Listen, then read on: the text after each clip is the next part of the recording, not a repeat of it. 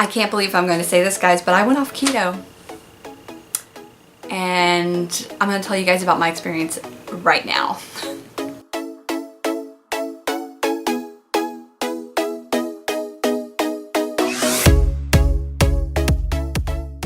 Hey, what's up, guys? It's Jen, and I want to say thank you so much for coming and visiting me and hanging out and just having discussion. So, guys, I spent 2 months? I spent some time off of keto, and I want to tell you guys what my experience was, because I think it's important to share this information, right? I know a lot of you guys, if you're here for keto, this is a conversation for you. If you're not here for keto, I love you, and I'll see you in the next video. But here we go. Okay, so first let me just say that my eating was not terrible. I wasn't like eating a whole lot of junk. I was eating more junk, but I'll get to that in a second. But for the most part, when I say I wasn't eating keto, I was bringing in nutritious grains, not crappy refined stuff, but I was bringing in nutritious grains such as like oatmeal and sprouted wheat, and things like that. And I was bringing in things like black beans, just beans in general, which are not that bad for you. Well, none of this stuff is bad for you per se, okay? But I'm trying to make a point here. I was bringing in things like sweet potatoes, just clean eating types of foods that are still clean, right? And so this is what happened when I started doing that. First thing that happened, major thing that I noticed right off the bat, I was hungry a lot more. I was hungry all the time, like all the time. I would eat, okay, so for me, because of the weight loss surgery, a normal size portion for me for oatmeal would be about 1/4 cup with about 1/4 cup of, some berries or bananas or something on top. I would eat that, dog bark, sorry. I'd eat that with a couple of slices of some turkey bacon or something, maybe an egg.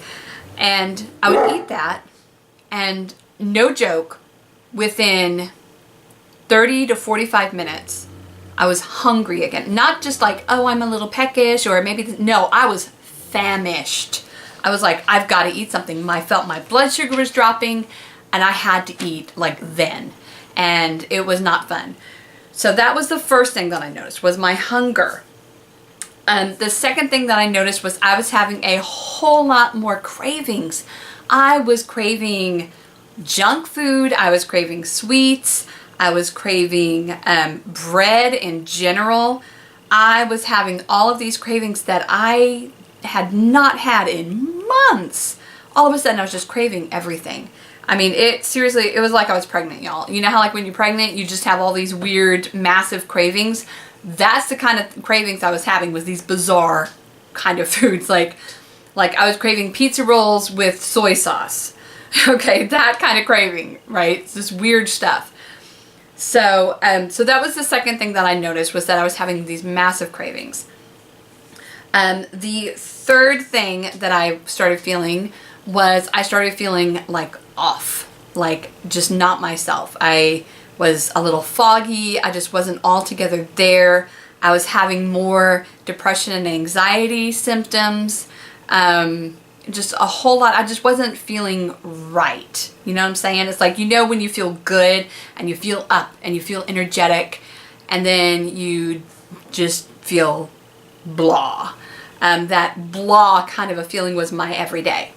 And it was just weird. It was like I was kind of walking around with the like tunnels instead of being wide open. The fourth thing that I noticed was my inflammation came back, my pain came back. I was having a whole lot more flare-ups in the last 2 months. I think in the last 2 months since I stopped doing keto, I'd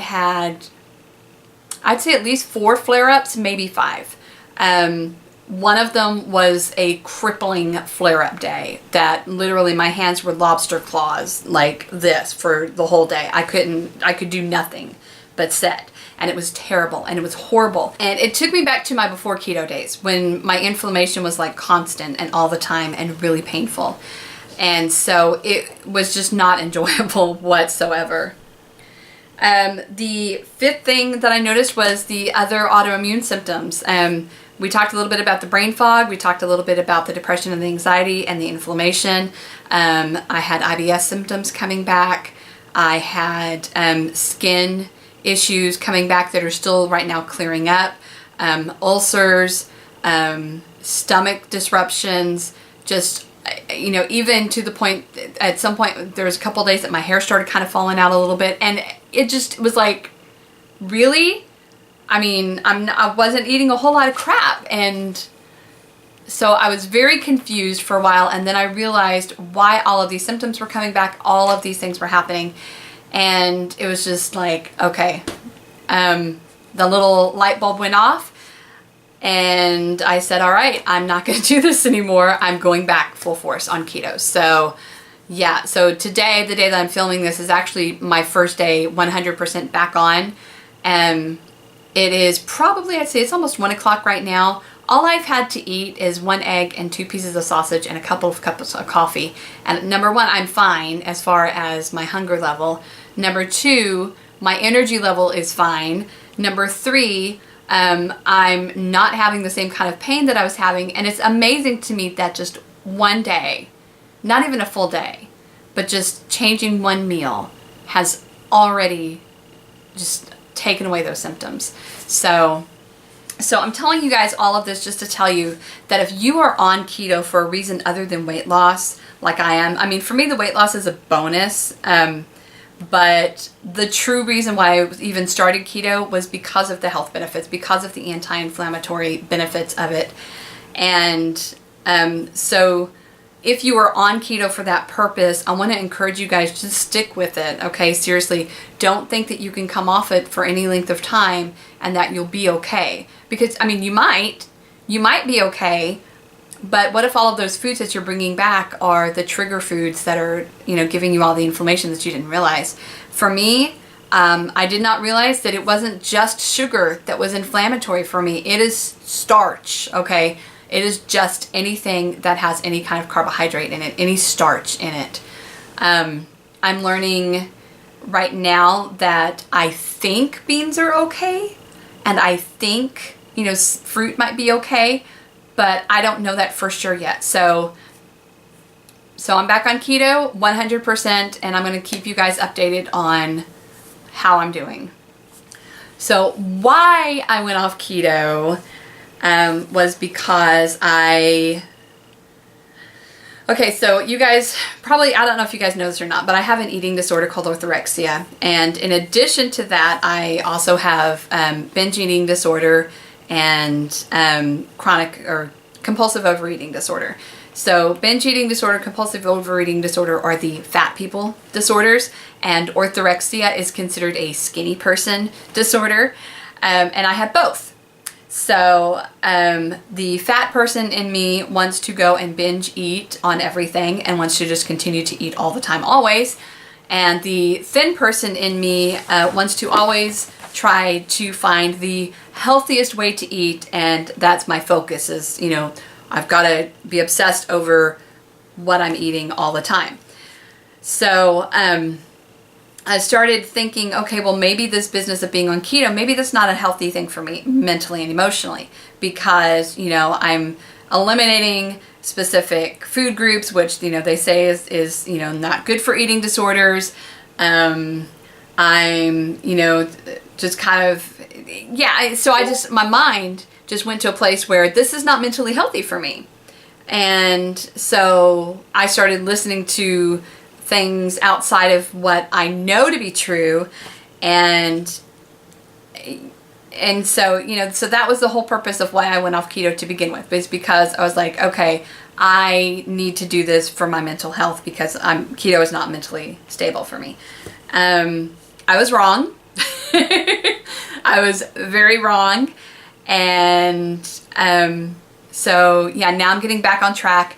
And already within like the first half of the first day, I feel so much better and so amazing. So yeah, anyway, so that is what happened, guys, when I came off keto. And yeah, so like I said, if you're on keto for anti-inflammatory stuff, guys, don't go off of it for any length of time. I mean, it's okay if you have a treat now and then. I'm a firm believer in a treat meal. and I'm not gonna ever call it cheat meal, okay, because it's just food. You can't cheat with food, all right?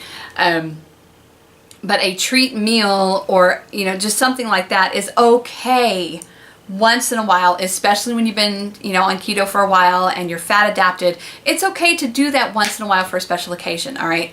But coming off of it full stop and going back to eating starches and eating carbs, it may be detrimental to your body. So just kind of be wary of that. You know, work with your doctor. You know, if you have a doctor who's working with you on it, always make sure that you're listening to what they're telling you.